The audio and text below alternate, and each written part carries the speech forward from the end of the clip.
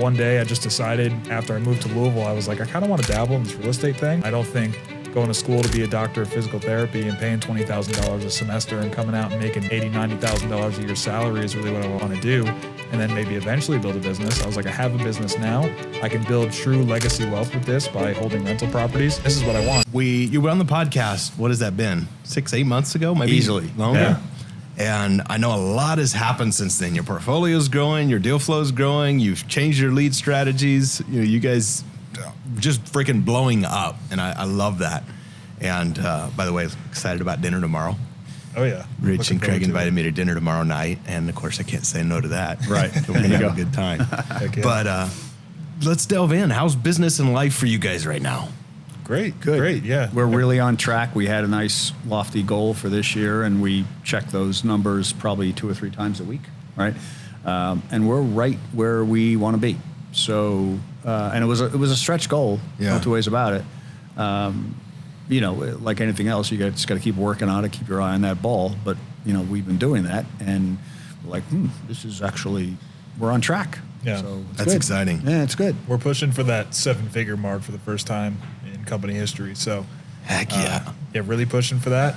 7 figures plus. 7 this figures year. with no decimals, right? That's it. Right, exactly. to the left of the decimal point. Yeah, That's yeah. right.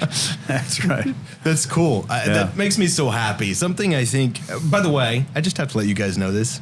You're the first guests ever to be on twice. Hey. So you're just Wow. paving new ways, man. Wow. There we go. This is fun.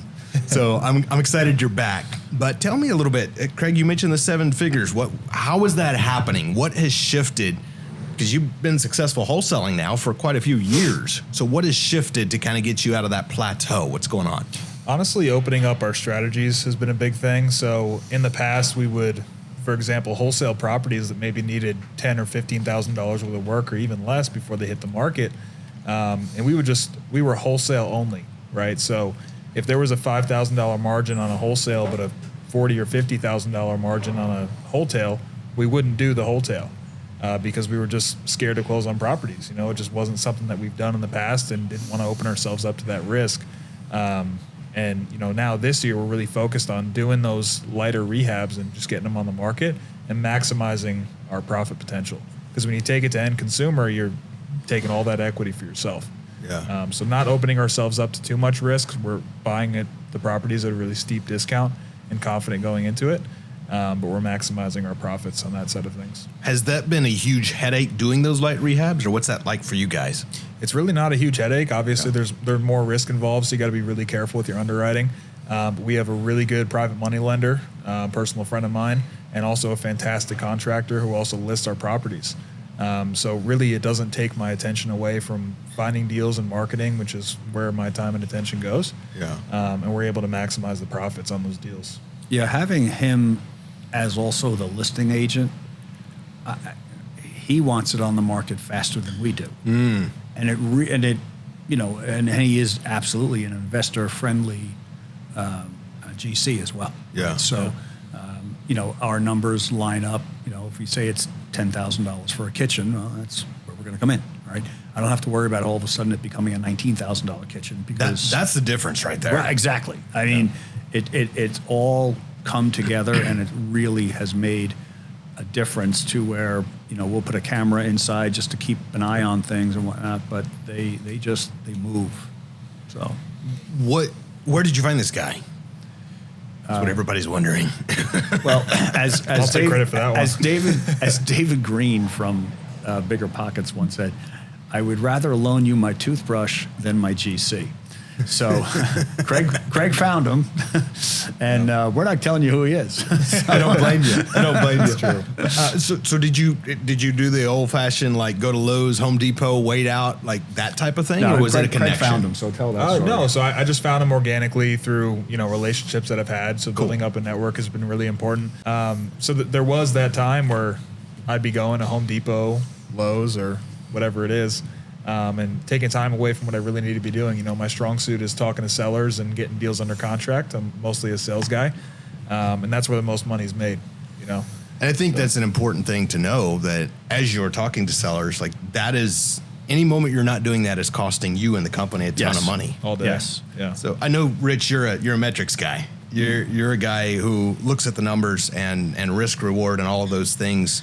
So what's that shift been like on your end of going, okay, how do we best allotting your time, best allotting, Craig, your time? How does that work from your perspective? Do you figure dollars per hour that each of your time is worth to the company? What goes into that? I'll tell you what, kind of tying into your previous question, I think the other shift is in the past, I'd say 99% of what we locked up, it was all virtual. That was it. We didn't deviate. And now there's more flexibility in how we work where I'm like, one of us need to go to the house because like one of the appointments we have coming up is the gentleman, and it sounds like it could be a good deal, but the gentleman tells me it's a 6-bedroom, 4-bathroom house. It's a big one. And I looked it up in PVA and it's 2 bathrooms. So, and it's also a 3-bedroom house. The last time it was listed in 2014. So I'm like, okay, there's no way I can't even comp this. Yeah. So we have to put boots on the ground, and then the question will be, these other 2 bathrooms, are they permitted? I mean, we gotta have permits for these, right? So, and those are some things that we're doing more of, which I think is making a difference because we can do, with our eyes, we can look at it and go, okay, this is a house that we could flip, or these numbers make sense. We could do a wholesale, and now it's not a seller telling me that the furnace is 5 years old when it's 55 years old, right? So that has been probably the biggest, I think, change in how we operate. So you guys stay mostly local to the Louisville and surrounding area then? Louisville and then southern Indiana. Yeah. Pretty much within an hour of Louisville. Right. Very cool. Yeah. So it works. And then what's been the challenge for you? Because, we got all sorts of people who listen to this now going from brand new, never done a deal yet, to successful wholesalers wanting to add terms like you guys were when we started working together and you became part of our community.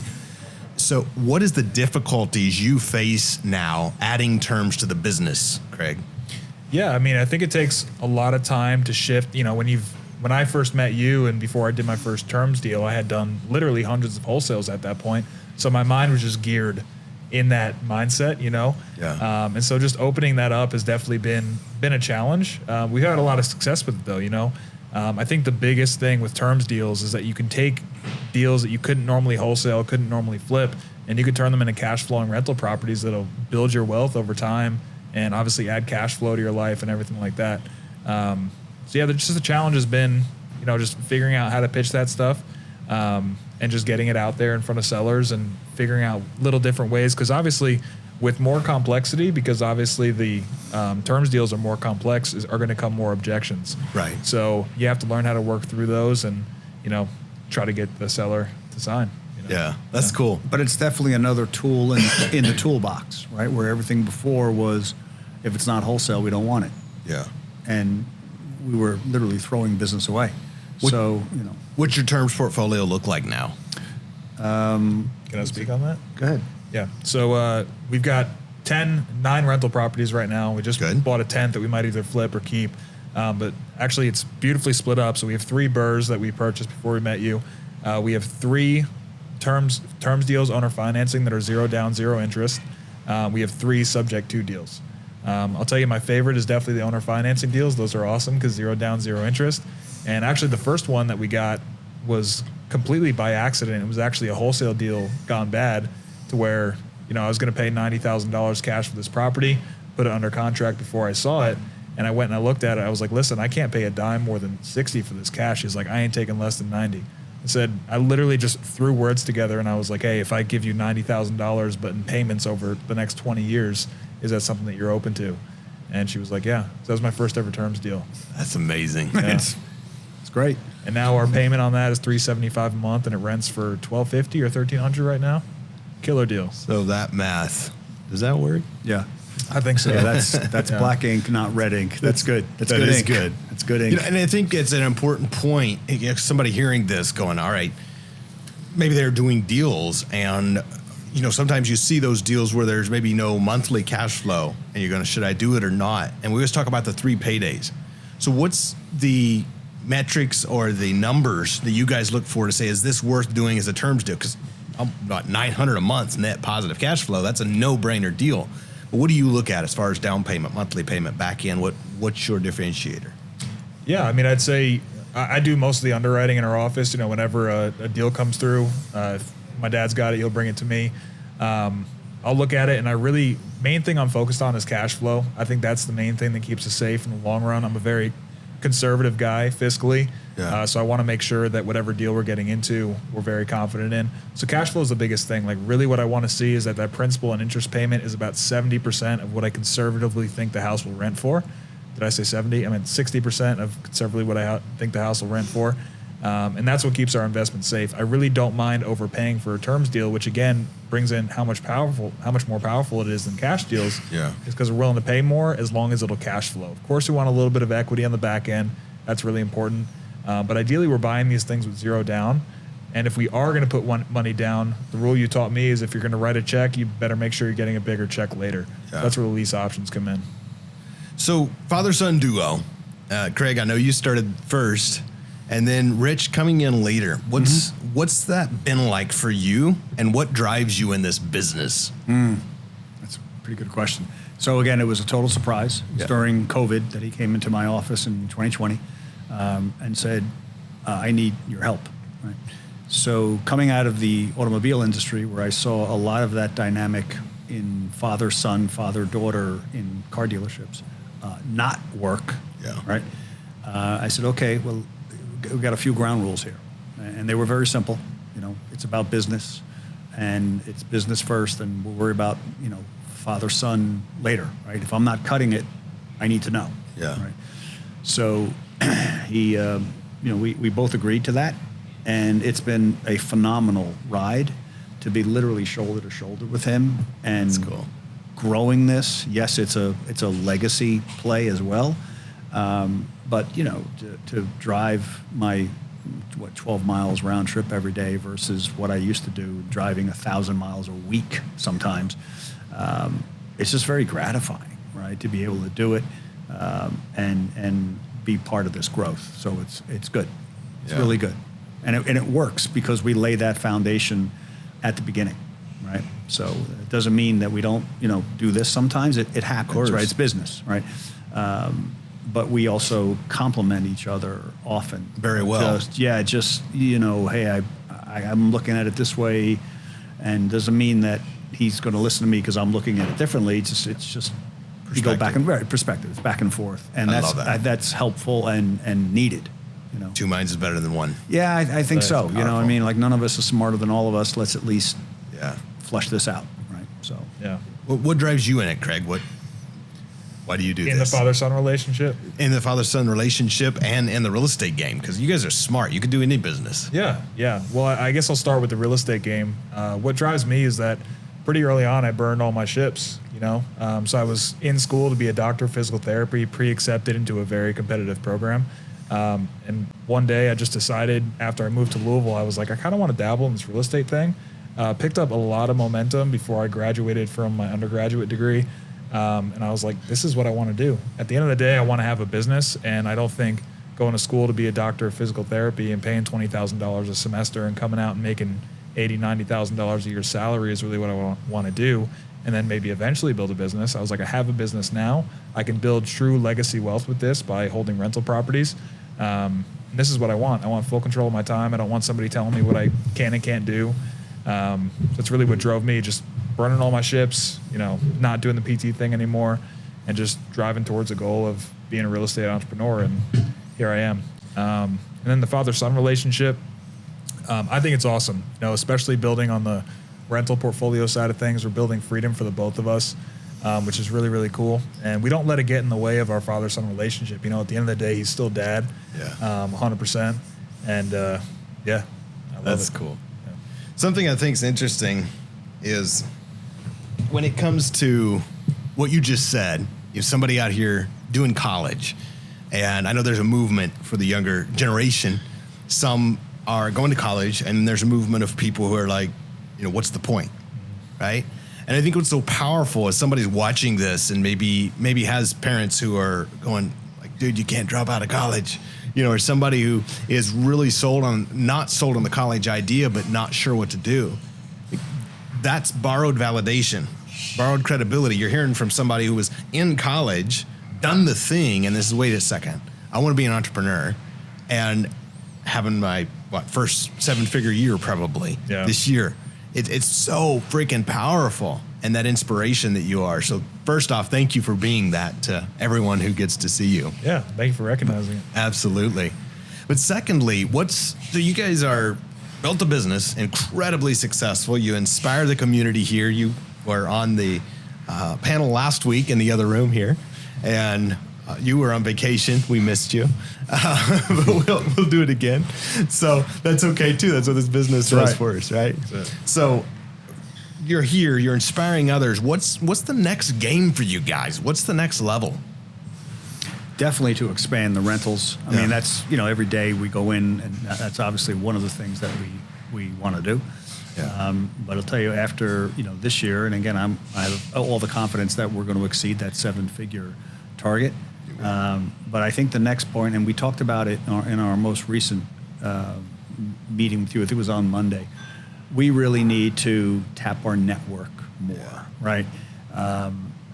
For different opportunities that, and the old phrase, if it's not in our lane, that's fine, but how can we still monetize that? Yeah. Right? And, it's just one of those things that when your mind is opened up to that, now you got more avenues to make money, So we absolutely need to do that, So we started with, Glenn and Carrie. We've got a call with them tomorrow, actually, Glenn and Carrie, to be on their podcast, not their podcast, but their Zoom meeting, and then following up with you tomorrow night. We have another session, but I can feel the momentum growing in that area, just because opportunities come our way, and instead of looking at it inside this box, well, now it's open, more opportunities. So, what if we did it this way? What if we did it that way? So that's really, to me, is the next level. It makes me so happy to hear you say that, because when did you join our mastermind? Because you was I think the second people ever to join. I thought we were the first. Or maybe you was the first. I don't remember. It was in the first one or two. It was. Yeah. I think it was it was definitely, was it last year? 2023? I believe so. Maybe early 2023. Who's counting, Just having fun. Yeah, so a couple of years ago, dearly. So as that's happening, you're coming in, you're growing the portfolio, and I'm just watching you guys, and what you just said about tapping into the network is cool. And to give anybody listening to this kind of a recap of what happened for you in the last 72 hours, that I think I seen some light bulbs go off. You were high-fiving about a $50,000 check about 72 hours ago. Sure were. So tell us about that deal, and then how that made some light bulbs go off for missed opportunities too. Yeah, so that deal was actually kind of a cool story. So Rich put it under contract, and I was like, hey, I think this is a good deal. I'm not sure really what the numbers look like, and it was under contract. We hadn't looked at it yet. And then we go and we look at it, and it's, a really big lot in a really desirable area of town. Everybody wants to live out there and build there and everything like that. And I'm looking at this lot this is not quite what I had anticipated. It's not really big open farmland. It's a lot of woods, very hilly. I'm like, I don't know if this is a deal. Well, then that night, I went and lifted with a buddy of mine, just kind of a real estate friend, a guy that I've been networking with, really cool dude. And him and his mom both buy houses, typically higher end type of stuff. And I talked to him. I gave him the price on it. And he was like, yeah, I'm kind of interested. Maybe I'll look at it sometime this week. So I'm like, he's not interested. I'm definitely off on my numbers, as I assumed. And then he texted me that night. He's like, hey, what's that address again? Okay, I'm going to look at it now. And it was 7:30 at night. So, and it's a 30-minute drive out there, So he's going out to look at it. And next thing you know, he's like, yeah, my mom will take it. Heck yeah. I was like, wow. But that's, that's one that we had talked about too, that I think taking a little pause, say, hey, what other options do we have here? And that's what we need to do more of, right? So, as the very valid saying goes, your net worth is tied to your network, right? Yeah. So a quick example, literally from last week, I happened to be at the dry cleaners dropping off stuff. And this beautiful new Corvette pulls up, gentleman gets out, and turns out he's in the dry cleaner too. And, being former car guy, right? And what struck me is the color of the car was very unique. I said, "Well," I said, "I've never seen that color on a Corvette." And he said, "Well, thank you." He said, and he mentioned the name of the color, etc. So we are talking, just me and him there. And I said, "What do you do?" You know, and he says, "Well, I'm a financial, guy, and you know, we're big into commercial real estate." And my accounts last year, we borrowed $20 billion for it. And I was like, $20 billion. It's a lot of money. that was billion. Yeah.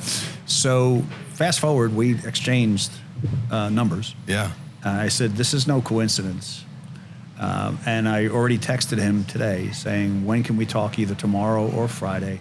And my first question to him is, "How can I help you with your business?" Right now, I don't know if there's going to be any synergy. Yeah. But that's what you have to do. Absolutely. Right? That's what you have to do. So if he can manage $20 billion, if maybe he wants to get into single family real estate, who knows? Yeah. I mean, who knows? Synergy. Right. You never know. So that's how you do it, you know? And the other thing too is, and you're into it, and Craig got me into it, is read, and read. Yeah. I mean, whether it's audible books, which I can listen to when I work out, or, you know, an actual book, you know, learn from the person that banged their head against the wall trying to figure stuff out, and that's worth the $22 or whatever it costs for the book, and constantly fill yourself with different ideas, and it just never stop learning. I've listened to or read more books in the last 10 years than I did prior to that in my life. That's how you learn. That's incredible. That's what you do, you know? So it's a game changer. It is. Something I've noticed, and I'll share this, and I want your perspective on it, is you guys are stepping into this, I'm going to call it the next level of your life and business, there is operators and there's money, right? They can be the same. There's operators and there's money.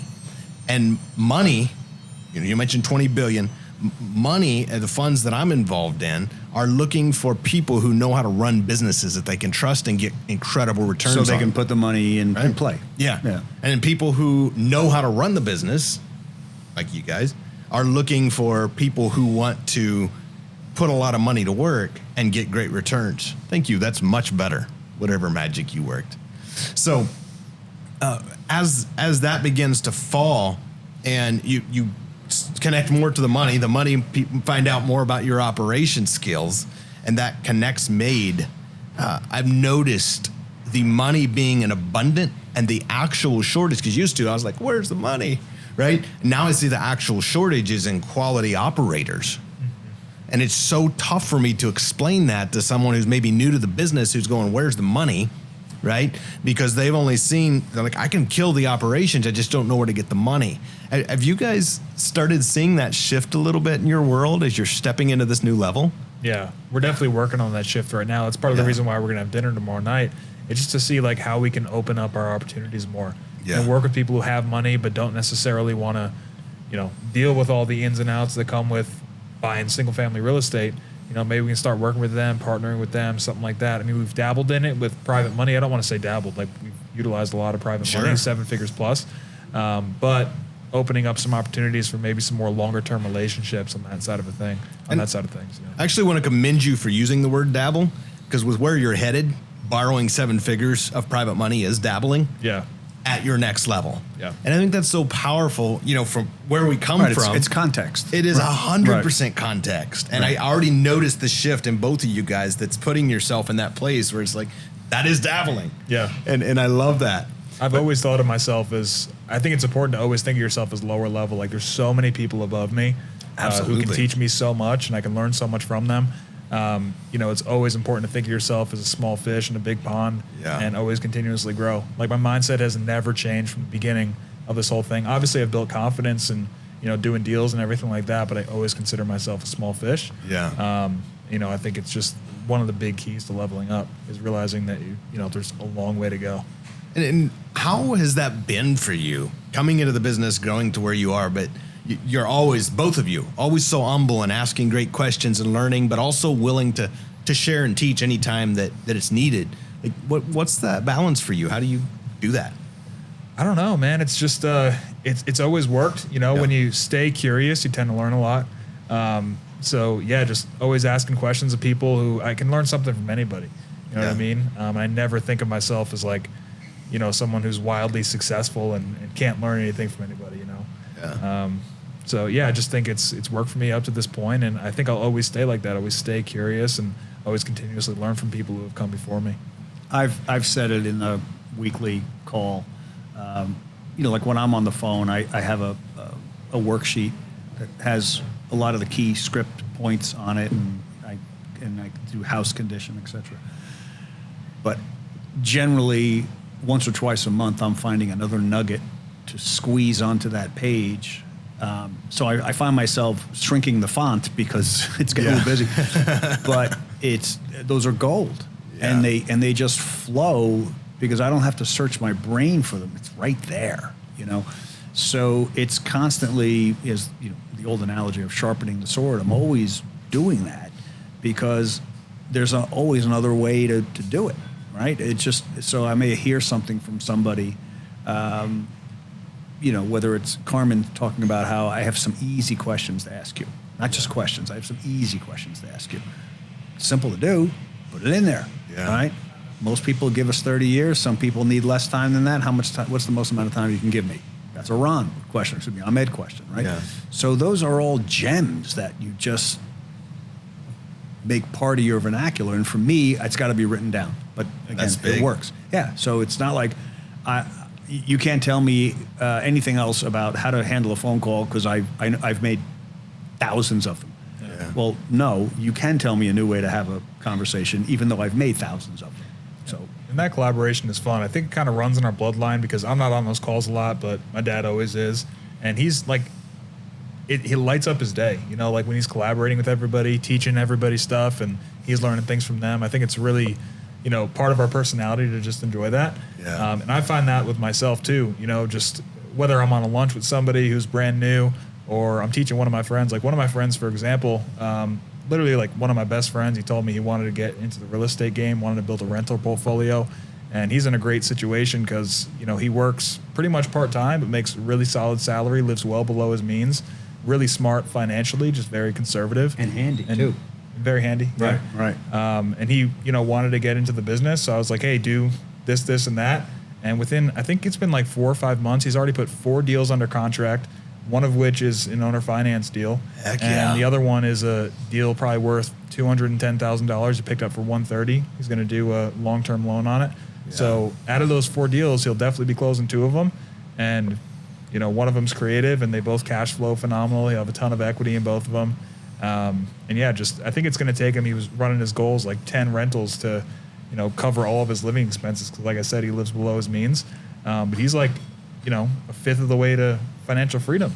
And that was just extremely rewarding for me. And I didn't ask for anything in return for it. I never will, but I loved it, man. Like it just fired me up every time he would ask me questions and I'd answer him for him. And now that he's having success, I'm like, that's awesome. Like that's all that I needed. If he wants a ticket to the upcoming event. I'll ask Heck him. yeah. Win-win right there. There you go. I love that. He would light up the room. That's for sure. It'd be a fun time. Yeah.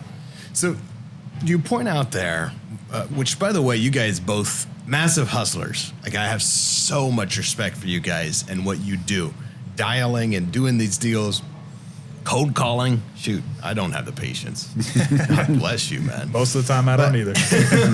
But doing that hustle, both of you guys are big into working out. You hit the gym. You mentioned making 50K going to the gym with your buddy. Yeah. What's that part played? More on the personal side. You're hitting the gym. You're doing these things that are personal growth, I guess you would say, or maybe disciplines. What part has that played in your real estate success? Yeah. I mean, first of all, the biggest thing, like my number one mindset when it comes to health, I mean, early on when I first started my fitness journey, probably 14, 15, 16 years old, I got really serious about it.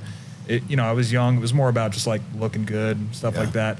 But now that I'm getting a little bit older, I realize that the 3 most important things in life in order are health, relationships, and finances, right? But without health, you don't have either of those. Without health, you don't have anything. So true. So, keeping up with all that and keeping my body sharp, my mind sharp has been the most important thing for me. So, it's 3 days a week lifting, 5 days a week Brazilian Jiu-Jitsu, and then just eating healthy, like extremely healthy. It's so key.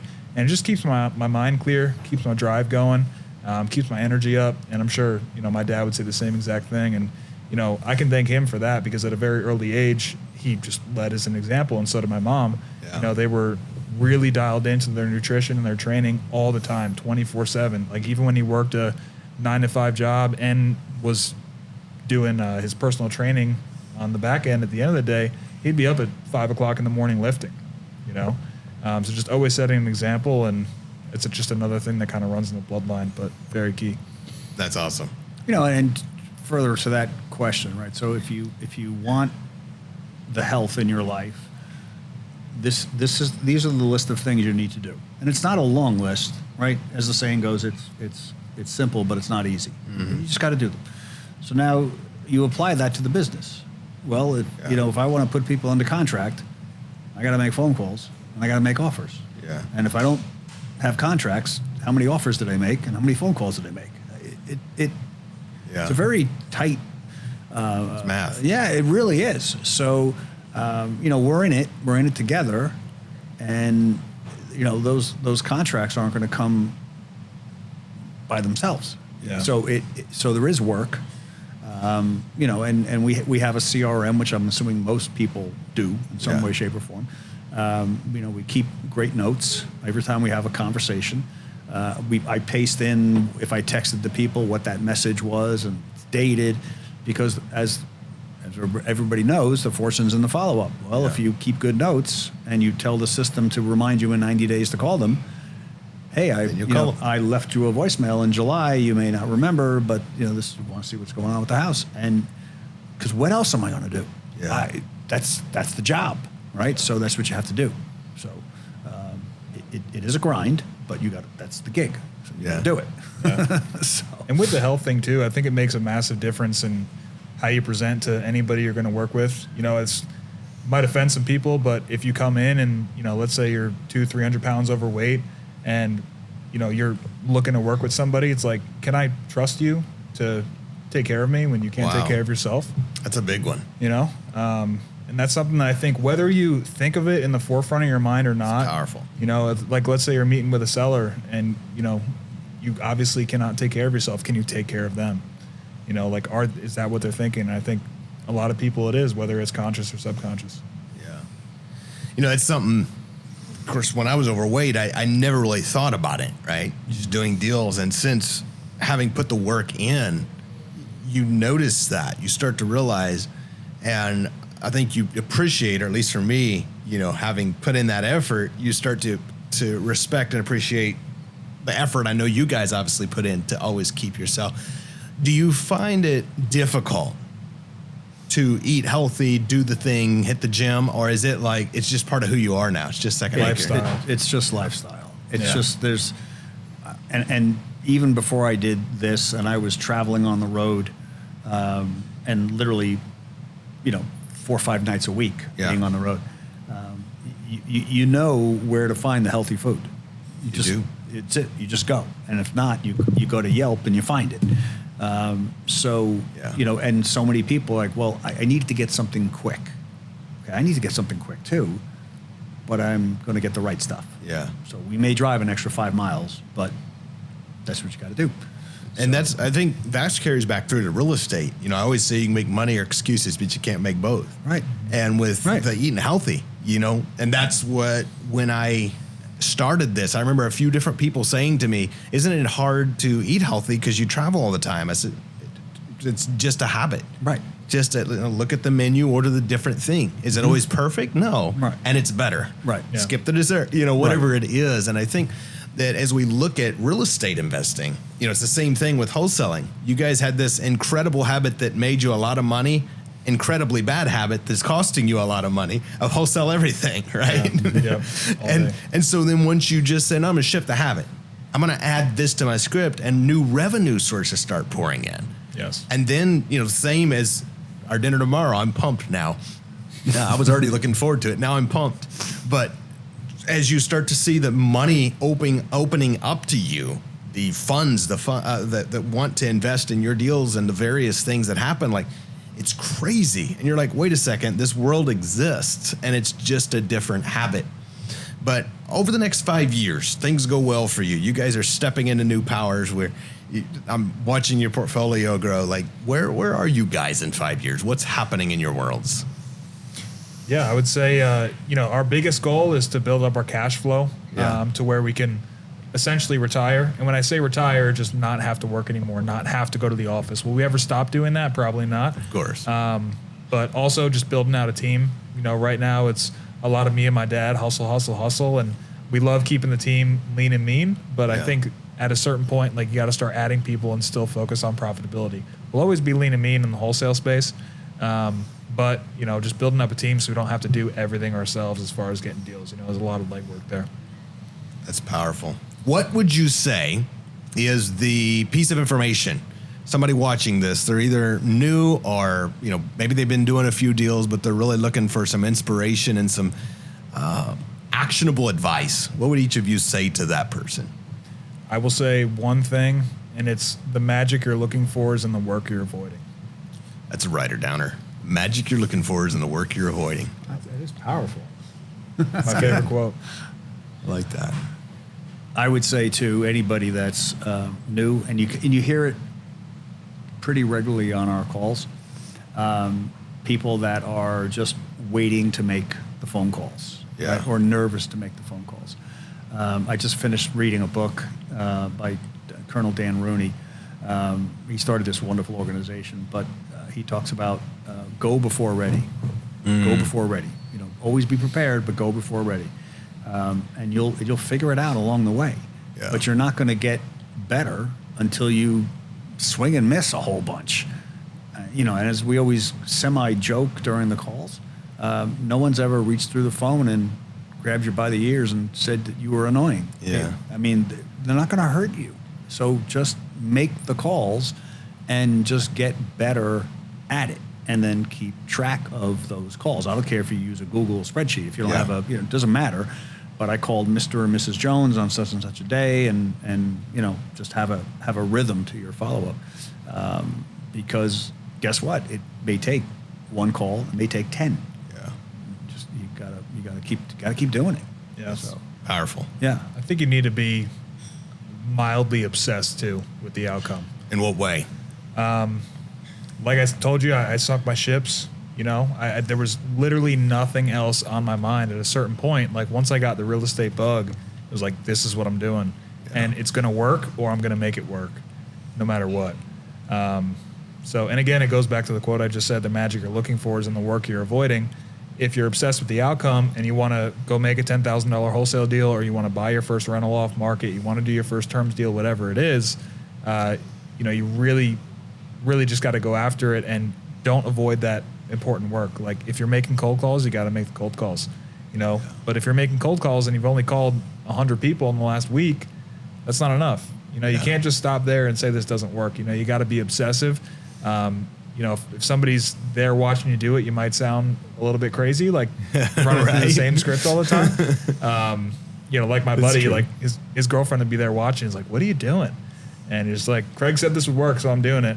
You kind of just got to have that blind faith, but find yourself a good quality mentor.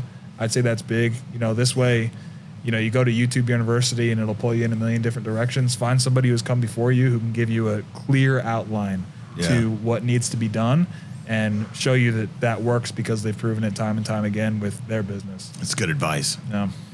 How do people find you? Somebody's watching this and says, I want to go hang out with these guys. How do they come find you on social media? Yeah, for me, I'd say Instagram is probably best. That's the one that I'm on the most. So at my full name, at Craig DiSanto. So CraigDisanto. You can find me there. I'm also on Facebook, Craig Anthony DiSanto. But Instagram is probably your best bet. Cool. What about you, brother? Instagram, at Rich DiSanto, DiSanto, and then Facebook, same thing. Perfect. Same guy. It's me. Go follow these guys. They're always dropping something good and always inspiring me to keep hitting the gym. Thank you, guys. See ya. Thank you. Thank you. See you next time. All right. On round 3. Yes. There you go.